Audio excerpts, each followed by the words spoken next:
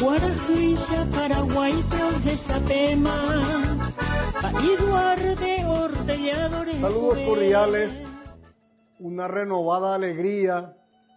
Estamos con un nuevo programa, Caminos de Santidad, para seguir hablando sobre la vida del siervo de Dios, nuestro querido y añorado compatriota, Padre Julio César Duarte Ortellado. Y vamos a empezar este programa haciendo justamente una oración, la oración que escribió el Monseñor Celso Yegros.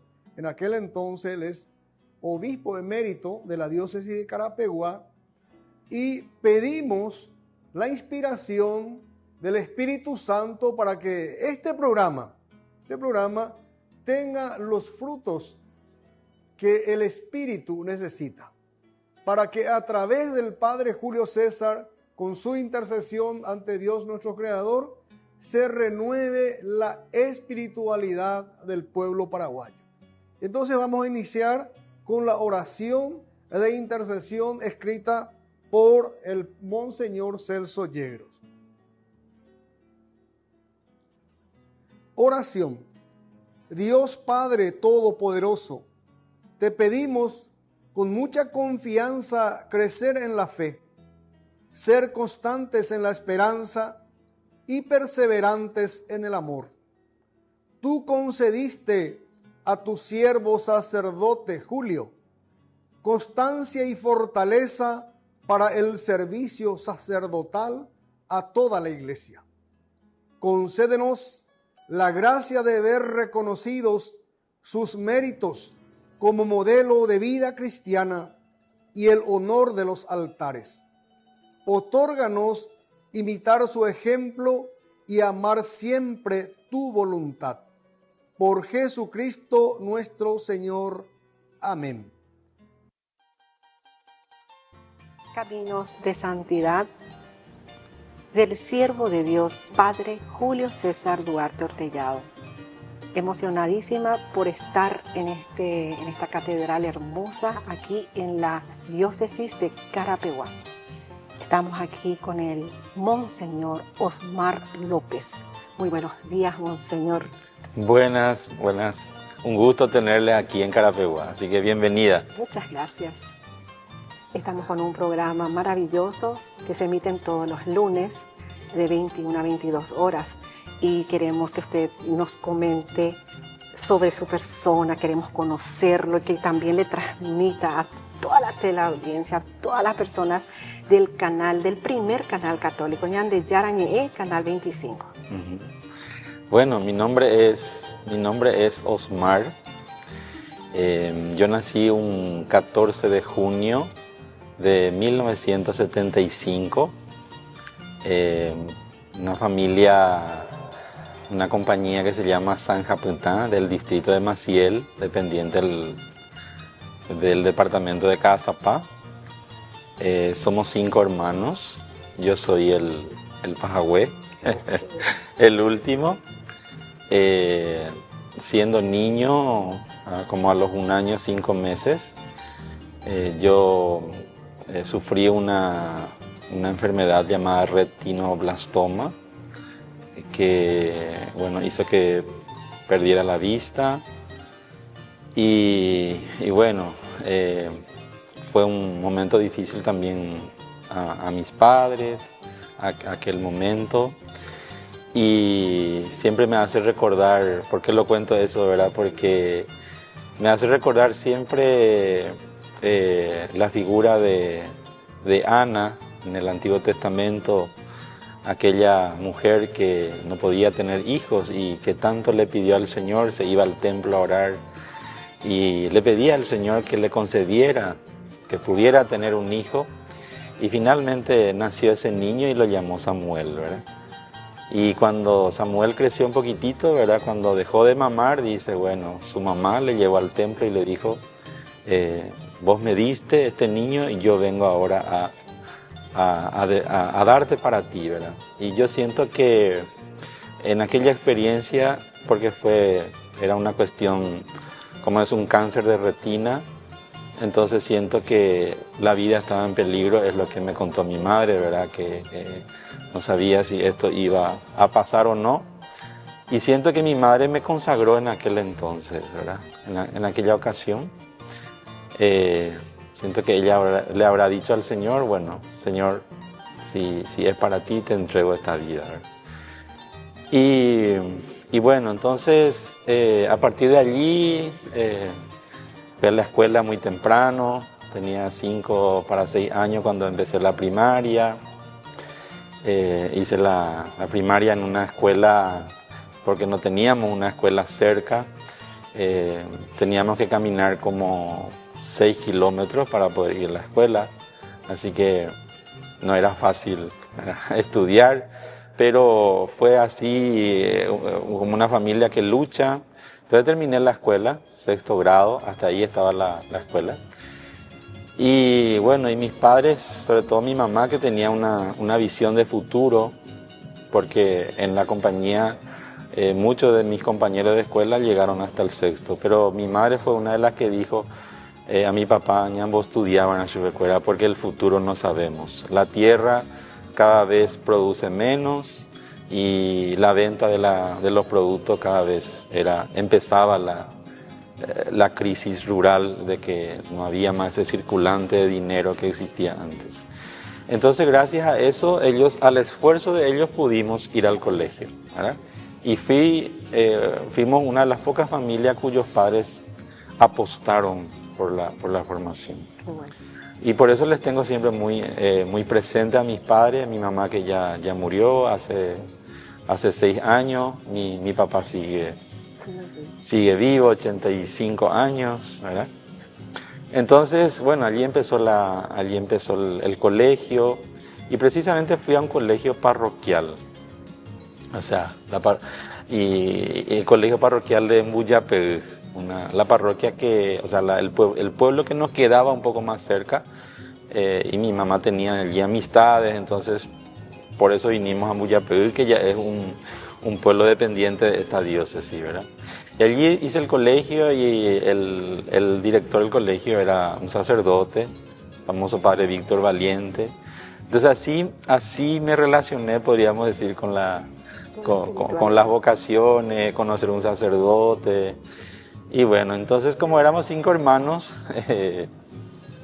y vivíamos en una casa, nosotros teníamos que hacernos cargo de nosotros mismos, lavar la ropa, cocinar, ¿verdad?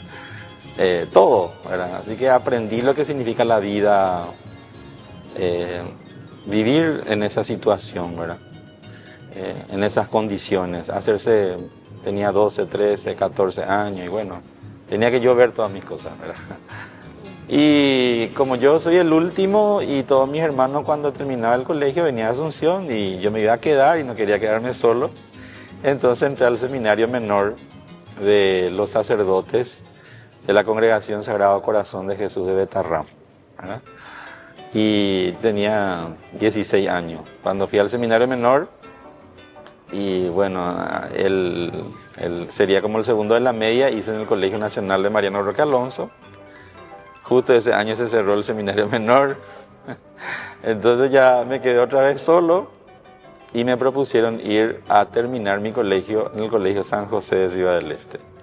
Así que mi historia, así como que medio un ciudadano en distintos lugares, ¿verdad? Entonces aprendí lo que es, ese desapegarme, y un año acá y otro año. Y terminé el colegio en el Colegio San José de Ciudad del Este. Cuando volví con ello, ingresé al seminario mayor, hice el primer año. Bueno, en ese año me acompañó mi director. Yo sentía que, por más que estaba seguro de mi vocación, que siento que la llamada venía desde muy pequeño, ¿verdad? Por eso conté lo de mi mamá, ¿verdad? Sin embargo, no me sentía como para esa vocación específicamente en esa congregación.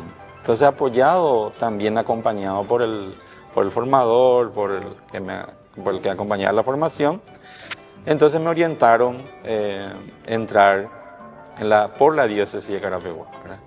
Así que allí pasé a la diócesis de Carapeguá, me hice un seminarista de la diócesis, ¿verdad? Eso fue en el año 1994, y ahí hice toda mi formación en el Seminario Mayor Nacional, ¿verdad? Hice un año de experiencia. Yo mismo había solicitado que quería hacer una experiencia, quería hacer una pausa para hacer específicamente una experiencia de misión. Entonces, Monseñor Celso Yegros me envió a la parroquia de Cucugó con un sacerdote ya así de edad y de mucha sabiduría, Padre Rolón, ¿verdad? Y bueno, viví allí como 8 meses haciendo experiencia, tratando de ser misionero, tenía mi bicicleta, cuando eso, qué sé yo, no existía, o no teníamos toda la tecnología del proyector, así que llevaba así como una tele vieja y con eso proyectaba las películas en las capillas, ¿verdad? En bicicleta recorría las capillas, ¿verdad? Y me ayudó mucho. Eso me hizo tomar conciencia, no solamente de una formación intelectual, como aprender, qué sé yo, pasar exámenes, estudiar, sino también ese contacto con el pueblo, con la gente. Y le tengo muy presente a la gente de la parroquia de Cucugó, ¿verdad? En esa experiencia. Y luego regresé al seminario, ¿verdad? Retomé el seminario, los últimos años de teología, y terminé en el año 2000. Fui ordenado el 3 de junio del año 2001 como diácono en esta catedral precisamente. Y en ese mismo año, el 22 de diciembre del 2001, me ordené sacerdote en la parroquia de Buyapé. Eso es un poco estos años de caminar, ¿verdad? De los primeros tiempos. Qué maravilla, qué bueno, Monseñor. Y queremos saber también cómo usted recibe, cómo le toma esta designación como nuevo obispo, esta designación que lo hace nuestro queridísimo Papa Francisco. Bueno, la verdad que asustado. O sea, a mí me asustó, es como que me asustó humanamente, ¿verdad? Me asustó la llamada, me asustó que me convoque, ¿verdad? Pero coincidentemente era esos días de la solemnidad de la Anunciación del Señor, ¿verdad? Y era justo, bueno, las lecturas, ya saben, ¿verdad? Que todas las lecturas del día 25, más o menos en esos días, ¿verdad? Sí. Entonces todo era de María, aquí está la servidora del Señor, que se haga en mí en tu palabra. Y fue la Virgen la que, es como que ella la que apareció en esos momentos, ¿verdad? Entre el susto y la respuesta, ¿verdad? Entonces fue la Virgen, realmente fue la Virgen la que me impulsó para decir sí, ¿verdad? Porque como te digo, humanamente también me sentí asustado, no me siento digno, quién soy, cómo, ¿verdad? Es como que no me siento preparado para esto. Pero como que la Virgen aparecía muy fuerte en esa imagen, esa figura de ella, que en un momento también en la anunciación del ángel, ella también como que se asusta, ¿verdad? Y una cosa demasiado grande, ¿verdad? Que a lo mejor no comprendió bien. Eso mismo me pasó a mí, ¿verdad? Pero fue ella la que me inspiró, y en ella también me inspiré para poder decir, bueno, aquí estoy, sí, voy a hacerte útil, Señor. Y por eso aquel día que se anunció, simplemente yo dije, ¿verdad?, que llevo este tesoro en vasijas de barro, porque creo que realmente es un gran tesoro puesto en una vasija de barro. Qué bueno, qué maravilla. Entonces, lo que nosotros también queríamos conocer de ti es si realmente hay una orientación ya en donde tenés definido para emprender toda la misión pastoral de tu diócesis, ¿verdad?, que es Misiones y Pilar. Bueno, quizás a lo mejor se resume un poco en los elementos que yo escogí en el escudo, ¿verdad? Quizás refleja eso, ¿verdad? Desde cuando yo me ordené sacerdote, una de las partes que siempre ¿cómo podría decirte? Como que me da esa fuerza, me da esa esperanza, me da esa alegría y esa fortaleza interior. Es cuando en el momento de partir el pan, cuando como sacerdote debo prepararme, cuando se canta el Cordero, ¿verdad? Cuando la comunidad el coro empieza a cantar el Cordero de Dios que quita el pecado del mundo, ¿verdad? Y el sacerdote se prepara en ese momento, ¿verdad? Hace su oración personal, ¿verdad? Uno a lo mejor de los pocos momentos en la Eucaristía donde el sacerdote hace su oración personal. Y de allí, luego de una genuflexión, se levanta el sacerdote y va a presentar a la comunidad, va a presentar a toda la comunidad, ¿verdad? Ese momento siempre fue siempre es muy impactante para mí, porque desde aquella Eucaristía yo comprendí, mi misión es presentar a Jesús, ¿verdad? Mi misión es presentar a Jesús, soy un servidor para presentar a Jesús, es para anunciar a Jesús, es para señalar a Jesús y decir a toda la comunidad, allí está, he ahí el Cordero de Dios, ¿verdad? He ahí el Cordero de Dios que quita el pecado del mundo, o sea, mírenlo a Él, vayan junto a Él, ¿verdad? Y casualmente esta expresión, quien pronunció fue San Juan Bautista, ¿verdad? Que es patrono de esta diócesis que me encomiendan.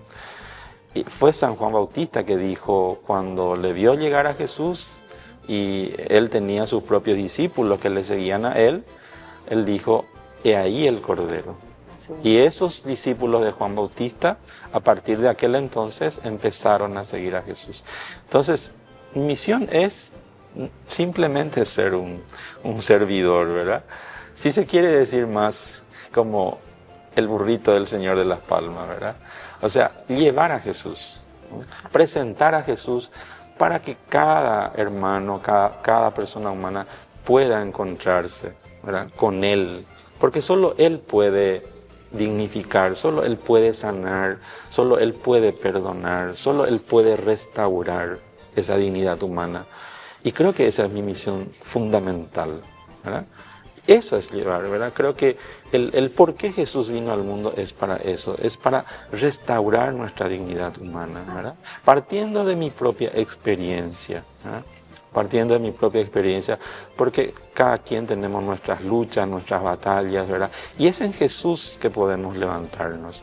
Entonces siempre es llevar eso, una palabra de esperanza, ¿verdad? Una palabra de esperanza, porque precisamente del Evangelio de Juan, ¿verdad? Para el Evangelio de Juan hay un solo pecado, y ese pecado es no creer en Jesús, ¿verdad? Porque creyendo en Jesús, entregándole toda nuestra vida, ya tenemos la vida eterna. O sea, podemos a partir de ahí entonces en su resurrección dar esos pasos, por más que sean pequeñitos, pero son pasos, ¿verdad?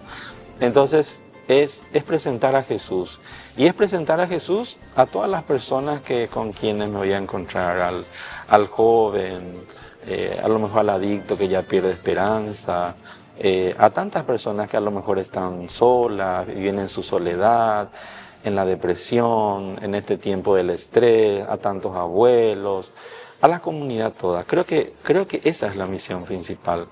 Y al lado, bueno, de la mano de quién y de la mano de la madre, ¿verdad? Siempre esa figura de la madre es muy fuerte en mí, ¿verdad?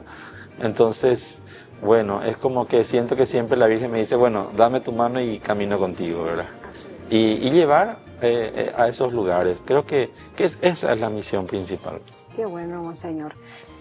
Realmente usted está en la línea en donde nuestro nuevo Papa, el Papa León XIV, es como es un misionero, tiene las mismas directrices, donde él dice y también lo que decía nuestro Papa Francisco, que el obispo, que el representante de Cristo tenga olor a ovejas, ¿verdad? Que se mezcle, que salga, ¿verdad? Que la iglesia esté en todos los lugares y especialmente con los más desamparados, con los pobres, dice, ¿verdad? Qué maravilla. Ahora lo que yo también quisiera saber, el impacto es tan positivo que también queremos conocer ¿Cómo le está organizando? ¿Cómo se está organizando este día tan especial que va a ser el 14 de junio y coincide con su cumpleaños, y que va a ser la toma ya de posesión, la consagración? ¿Cómo usted está organizando? ¿Usted está teniendo ya algunas conversaciones, reuniones con la nueva diócesis? ¿Cómo va la organización? Sí, bueno, en realidad algunos me dijeron, vos pediste para que sea en tu cumpleaños. No, en realidad iba a ser, estaba previsto para otra fecha, pero después no fue posible porque se encimaron algunas cosas y al final la única fecha que se podría quedó que el 14, así que coincidentemente no fue algo pensado ni solicitado por mí, no, todo lo contrario, ¿verdad? Entonces, bueno, ya después de aquella designación vinieron los sacerdotes del colegio de consultores con el administrador y hemos conversado, ¿verdad? Yo, bueno, voy el 12 de junio, tengo que irme como para quedarme y prepararme para el 14, ¿verdad? Entonces, no, yo ahora estoy disponible a lo que, llegando a la diócesis y lo que desde la diócesis ellos están proyectando, están organizando, ¿verdad? Así que voy a lo que ellos están preparando, ¿verdad? Así que no llevo yo un programa de mi parte ni decir así o no. Simplemente estoy a esa disponibilidad, ¿verdad? Qué bueno. Realmente es maravilloso escuchar toda la espiritualidad, toda la entrega que usted tiene y que realmente todos los feligreses y que todos los que nos acompañan en este programa puedan valorar y puedan respetar realmente lo que es el amor a Dios, porque acá se siente que usted está lleno de amor y eso nosotros le alabamos al Señor y le agradecemos a Dios. Muchísimas gracias. Muchas gracias.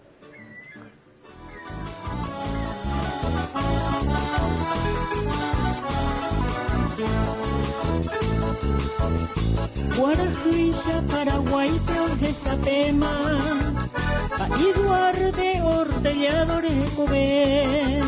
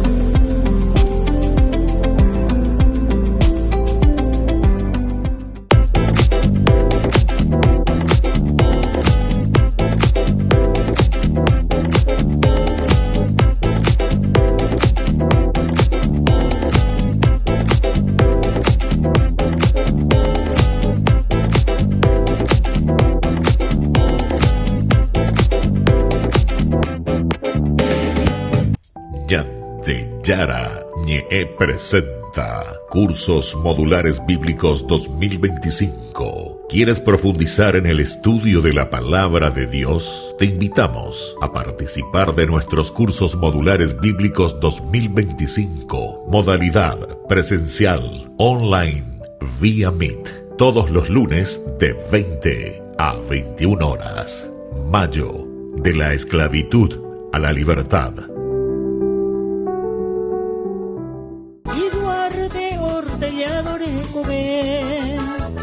Ñamberu, ese oyero viaba peomema, esa ipuaguapu apabe, imita huive amoca azapape. Estamos de vuelta, Caminos de Santidad. Estamos con el Monseñor Osmar López.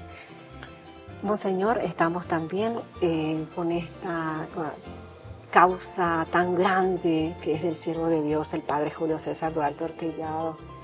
Y queremos conocer toda esa historia, ya que usted estuvo tan de cerca como delegado episcopal y que la gente también se entere de todos los detalles, porque estamos con mucha esperanza de que sea nuestro próximo santo. Sí, lo del padre Julio César Duarte Ortellado, yo no lo conocía mucho, ¿verdad? Poco se hablaba de él en aquellos tiempos que estábamos en el seminario, y recuerdo que por allí escuchábamos, estaba todavía yo en el seminario cuando escuché que se iba a presentar un libro sobre su vida por el padre Carlos Ey, que era profesor nuestro de Derecho Canónico, ¿verdad? Del año 2000. Como que vine a la diócesis y ahí empezaban a hablar del padre Julio, ¿verdad? Y en el 2004, entonces yo le dije a Monseñor Celso, me ofrecí yo en una reunión, le dije que yo podría como, no sé, formar parte y como promover la causa, ¿verdad? Porque empezaba a hablarse sobre la causa, ¿verdad? Entonces no tenía idea de lo que podría significar, ¿verdad? Entonces a partir del 2004 empezamos un poco como la promoción, ¿verdad? Ahí le conocí al padre Ey y a otros hermanos como Santiago Caballero. Recuerdo que más o menos en el 2007 empezaba la organización de las hermandades, en Asunción, ¿verdad? Se creó un poco la hermandad aquí en Carapeguá, en algunos otros lugares, ¿verdad? Eran los años en que se hablaba un poco de esa promoción, la devoción. Sí. Empezábamos a organizar un poco más la peregrinación el 4 de julio. Y bueno, cuando finalmente en el año 2009 es cuando se hace una petición formal solicitándole al Monseñor Celso de que pueda como iniciar la causa, ¿verdad? Entonces fue en el año 2009. Allí podríamos decir que empezó así en cuanto a la documentación en sí, ¿verdad? Bueno, Monseñor Celso consultó a la conferencia episcopal, que le parecían a todos los obispos, la respuesta fue unánime de que se inicie la causa. Él empezó a hacer un decreto de como que empiece la investigación, ¿verdad? Y bueno, después también después se enfermó, entregó la diócesis, asumió a Monseñor Joaquín y eso fue como tardando, no existía todavía ni un postulador. En Paraguay, en la iglesia no teníamos quien entienda, quien nos oriente, el proceso en sí, porque es un proceso que hay que comprender cada detalle, ¿verdad? Entonces, así pasó hasta que Monseñor Joaquín en el 2013 hizo una solicitud al Dicasterio para la Causa de los Santos, solicitando el NIL OSTAP. Bueno, allá respondieron que sí, pero no existía todavía ningún proceso, o sea, eso no significaba de que la figura del Padre Julio sea, qué sé yo, decir que avanzaba el proceso, ¿verdad? Entonces empezamos a ver quién puede, entonces se nombró un postulador, fui nombrado yo el primer postulador, después Monseñor Joaquín dejó la diócesis y quedó vacante.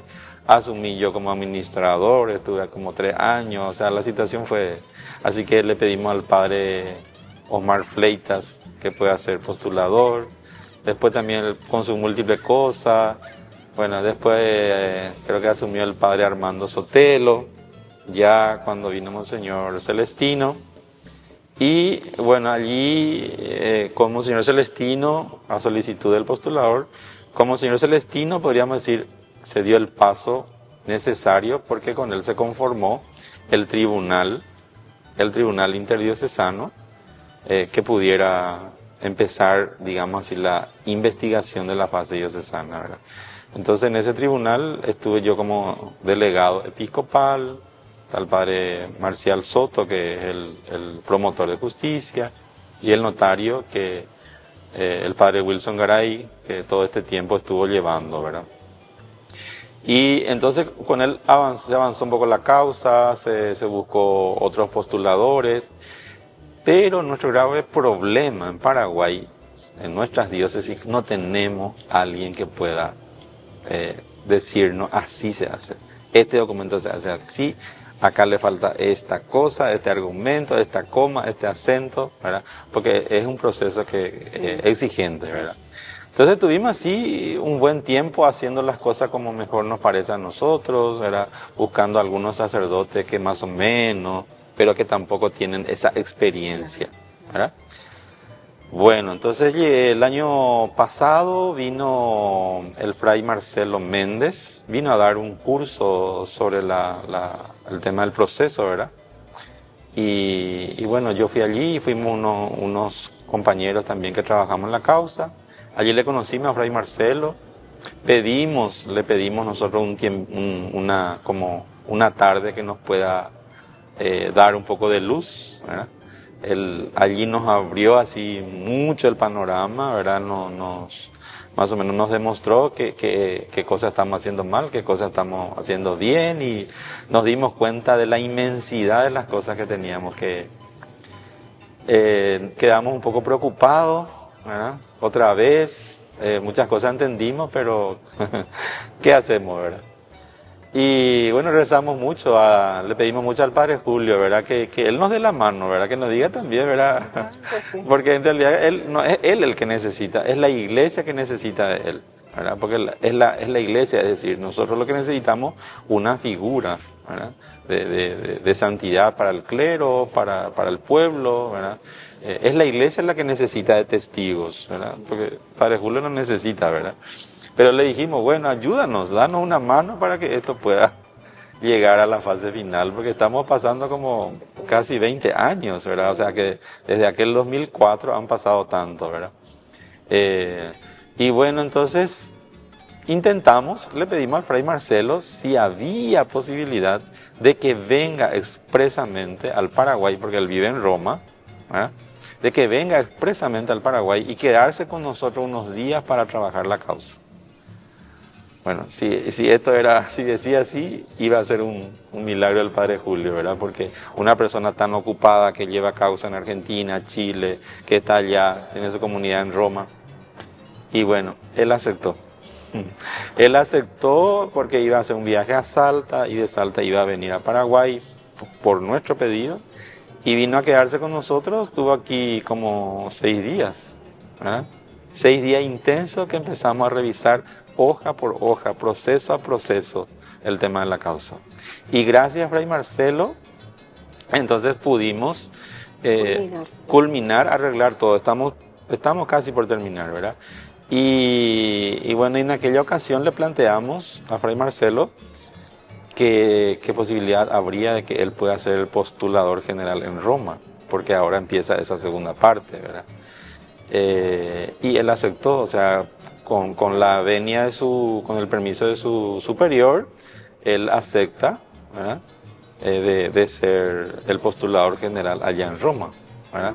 Entonces, estamos ahora en lo último. Digo, bueno, al ser nombrado yo al ser obispo electo, no puedo ser más delegado episcopal, ¿verdad? Así que ya no soy más delegado episcopal en esta causa, sigo ayudando de afuera, y el obispo asume por sí mismo, porque en realidad él es el juez titular, ¿verdad? Él es el que puede. Entonces el obispo asume la causa a partir del 5 de abril, y bueno, se está terminando, preparando próximamente la sesión de clausura, Dios quiera, y así también el Padre Julio. Antes del 4 de julio sería la sesión de clausura donde, digamos, se prepara toda la documentación que va a ir para Roma. Creo que el 28 de junio. El 28 de junio está previsto. Dios quiera que lleguemos a eso porque hay muchas cosas que preparar, ¿verdad? Sí, así es. Muchas cosas. Entonces estamos muy contentos, como te digo, partiendo desde aquellos años, prácticamente más de 20 años, ¿verdad? Pero también todos estos años favoreció para que la figura del Padre Julio, la devoción al Padre Julio, no solamente sea una cosa local, sino que sea a nivel nacional, ¿verdad? Entonces hoy su figura está instalada y eso es lo que queremos, ¿verdad? Que sea un testigo para todo el Paraguay y sus alrededores, ¿verdad? Realmente el Padre Julio está tan vivo y tan cercano que intercede. Imagínense 3 obispos de la zona de Cazapá. Esto es algo increíble y grande.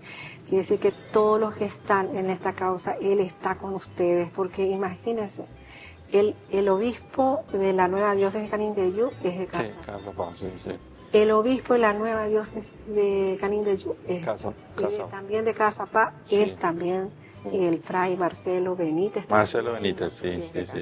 Y usted también, monseñor de Casapá. Así que acá se nota que nuestro padre Julio está con todos, intercede por todos y está muy de cerca. Y yo siento de que realmente se va a propagar y cada vez más, porque usted está con una nueva diócesis, 2 departamentos gigantescos y por supuesto él va a llegar en esos lugares.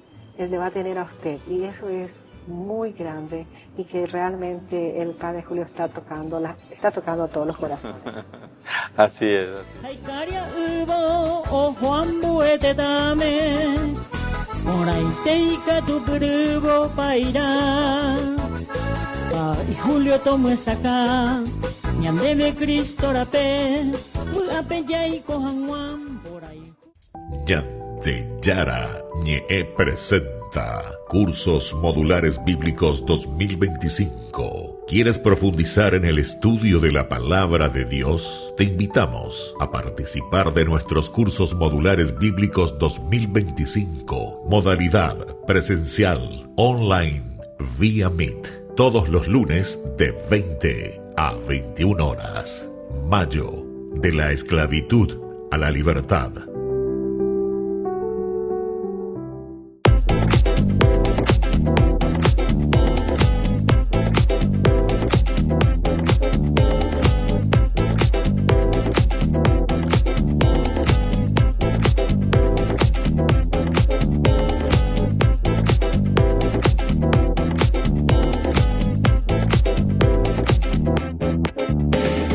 Cada sueño comienza con un pequeño paso y hoy darlo está a tu alcance. Asociate a la cooperativa Paí García por solo 35.000 guaraníes. Seguridad, confianza y un futuro mejor. En Cooperativa Paí García Limitada estamos para apoyarte. Créditos accesibles para hacer realidad tus metas. Cumplí tus sueños con el ahorro que siempre quisiste. Porque cada ahorro, cada esfuerzo es una inversión en tu futuro.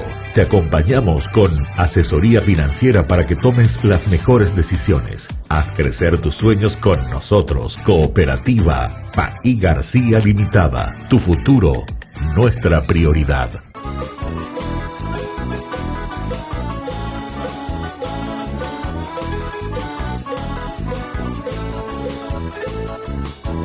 Cocaria maranga tua ñetete, ñande yaro y por aboy. Estamos de vuelta con ustedes, aquí con la presencia del Monseñor Osmar López.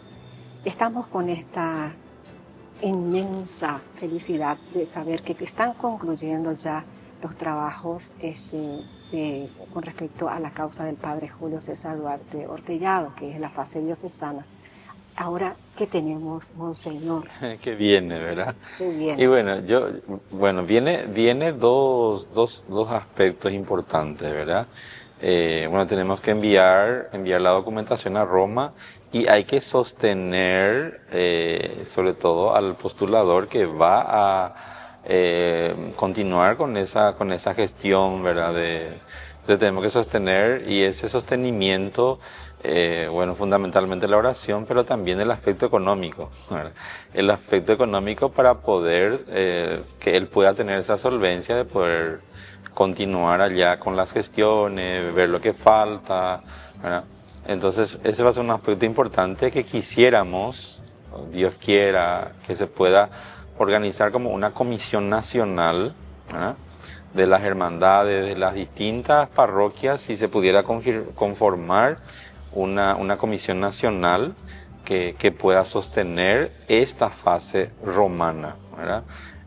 Porque ya la fase diocesana, ya podemos decir que está concluyendo. Ahora lo que se viene es la fase romana y eso tiene su costo, ¿verdad? O sea, para poder llevar adelante y que la causa no se quede parada por falta de recursos, ¿verdad? Porque allí hay gente que va a estar trabajando, mucha gente trabajando en esto, ¿verdad? Eso es uno. Entonces considero que se tiene que conformar esa comisión nacional, ya un tesorero o un administrador expreso en esta causa y que se conozca cómo ayudar para esta causa.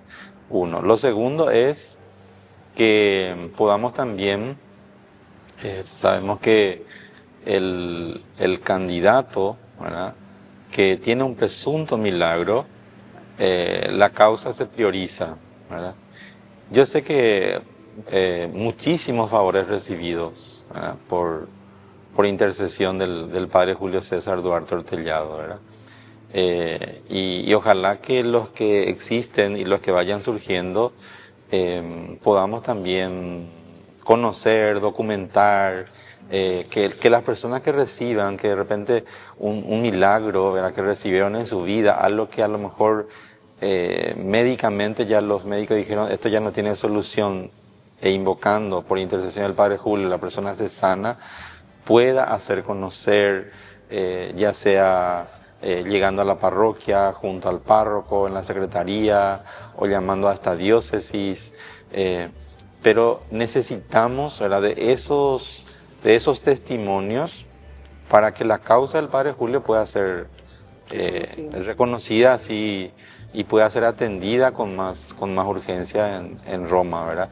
Entonces cuando tenemos así un presunto milagro, no es un decir, ¿verdad?, porque se tiene que constituir un tribunal que va a investigar ese presunto milagro en la diócesis donde ocurra, ¿verdad? Ya sea si ocurre en Asunción, bueno, en Asunción se constituye ese tribunal, ¿verdad? El obispo lo constituye y se investiga y se hace todo lo que hay que hacer, las investigaciones, el testimonio de los médicos, las documentaciones, los expertos, ¿verdad?, todo lo que se pueda recoger sobre ese caso y entonces enviar a Roma. O sea, ese es un punto que necesitamos hacer, ¿verdad? Entonces hasta el momento no se está haciendo ningún caso de presunto milagro. Tenemos un caso, pero hasta ahora no se constituye un tribunal específicamente sobre esto, ¿verdad? Entonces nos interesa que de repente si ocurrió un presunto milagro, siempre decimos presunto, ¿verdad?, porque no somos nosotros los que vamos a demostrar, ¿verdad? Entonces es la iglesia a través de sus organismos, digamos, que estudian, pueden demostrar que realmente ese es un milagro, ¿verdad? Bueno. Entonces ese es un punto que necesitamos organizar también y que espero que a lo mejor el 4 de julio en UBQI se pueda a lo mejor dar estos dos mensajes bien claros, ¿verdad?, cómo poder ayudar económicamente a la causa del padre Julio y dónde podríamos canalizar también estos testimonios sobre los presuntos milagros, ¿verdad? De repente muchas cosas a lo mejor no fuimos organizando bien también porque por precariedad y falta de recursos humanos, ¿verdad? Pero creo que urge en esta nueva etapa, ¿verdad? Qué bueno, yo creo que todos los que están escuchando, los que están viendo, vamos a tener presente todas estas necesidades y por supuesto todas las hermandades. Estamos también ya alistándonos, como se dice, para el 4 de julio. Una fiesta grandiosa donde no podemos faltar. Así es Marisol. Así que de más agradecido.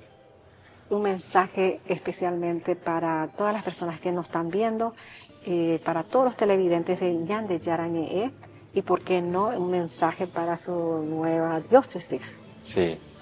Bueno, estamos en un año muy especial, ¿verdad? Un año jubilar, donde Papa Francisco quiso que sea con el lema Peregrinos de la Esperanza. Peregrinos de la Esperanza, que la esperanza como ese valor tan esencial, ¿verdad?, esa virtud teologal que hace que aunque uno se caiga pueda levantarse. Esperanza esa esperanza de levantar la cabeza, de mirar hacia adelante, de seguir luchando, ¿verdad?, que con la fuerza de Cristo todos podemos vencer, ¿verdad? Entonces les invito, ¿verdad?, a no perder esa esperanza en Jesús, esa esperanza que en Él todo se puede en aquel que nos conforta, dice el apóstol Pablo, ¿verdad? Y con eso siempre podemos salir adelante. Así que un saludo a todos, ¿verdad? Y a seguir confiando en el Señor.